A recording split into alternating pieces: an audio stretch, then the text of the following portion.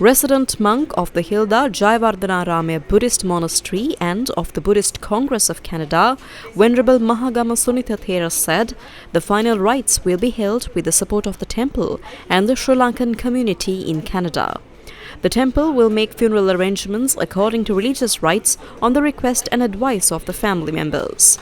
However, the Canadian police have not yet released the bodies of the deceased as investigations continue. 5 members of Dhanushka Wickramasinghe's family were killed at their home in Ottawa.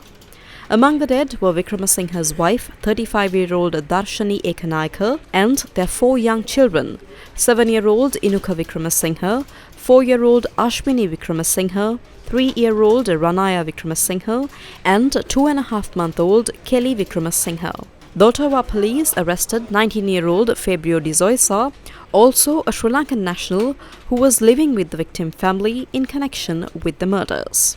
Foreign media reported that Wickramasinghe is currently receiving treatment for the serious but non-life-threatening damage to his hands and face.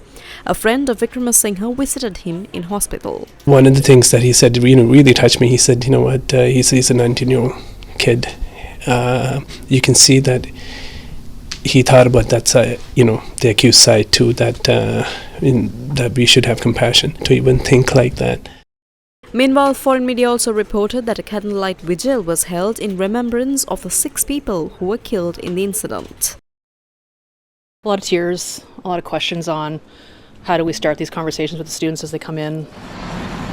The landlord of the Ottawa townhouse, where the family of Dhanushka Wickramasinghe, whose family was killed in a mass stabbing, lived, said he had no idea anyone other than the couple and their kids were living at the home. Harpreet Chabra spoke to the Canadian press from Mexico the day after learning what had transpired in the house. He said the family had been leasing from him since last June or July. I was shocked. I don't know how to put this in words, you're never prepared for these kind of calls.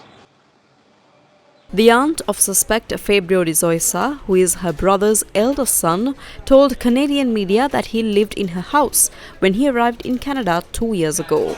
She said that he was a very quiet, young man and a good person. De Zoisa first met Wickramasinghe at his university. She said that he had changed after he moved into Wickramasinghe's house. He stopped contacting with us. He blocked us, our phone numbers, social media. Everything was blocked. We were blocked from his life.